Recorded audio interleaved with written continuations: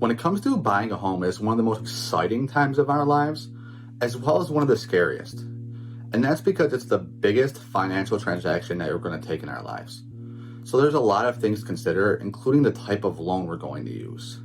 One of the most popular loan products throughout the United States is an FHA loan, and that's for good reason. An FHA loan is a federally backed mortgage that makes it easier for everyday Americans like you and I to get approved for a mortgage. But there's a lot of requirements and restrictions that come with that. So let's dive into those. Well, first is a credit score. So in a previous video, I stated that the FHA federally required minimum for an FHA loan is a 500 credit score. And now that's true. But when it comes to a 500 to a 579 credit score, you're gonna need a bigger down payment. And that is a minimum of 10% down payment. If you have a 580 or a higher, that's when the widely known 3.5% down payment kicks in.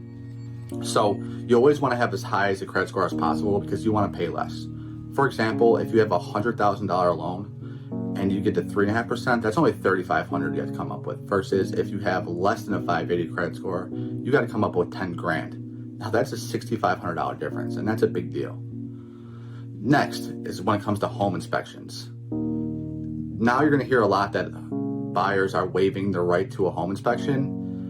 And with an FHA loan, it's just simply not possible. The government makes it mandatory. You can't waive your home inspection, and that inspector that you hire has to be approved by them.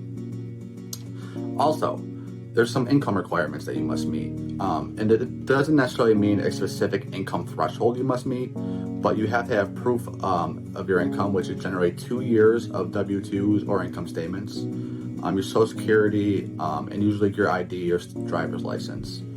You also can't have a debt to income ratio of 50% or higher. They want you to have 50% or lower. So when it comes to FHA loans, they're great, they really are, but there is a lot to consider. And there's also another thing on top of all of this. You have a mortgage insurance premium that you must pay up front, and that's going to be 1.75% of the loan. Then additionally, you're going to have monthly insurance premiums, and that's going to range between 0.15% to 0.75% of your loan. That will just depend on the terms of your contract. So FHA loans are great, but there's a lot of nuances, but they make it easier for first-time home buyers like you to buy a home. Now, there's also a common misconception that I want to let people know about when it comes to FHA loans. A lot of people think FHA loans only apply to first-time home buyers, and that's simply not true. You can buy your second home or your third home using an FHA loan, but there's a certain time period that you must wait to be able to use an FHA loan again. Also, you must live in the home that you buy for FHA loans. You can't use it to buy an investment property, with the exception of a multi-unit dwelling, which ranges from a 1 unit to a 4 unit, where you occupy at least one of those units.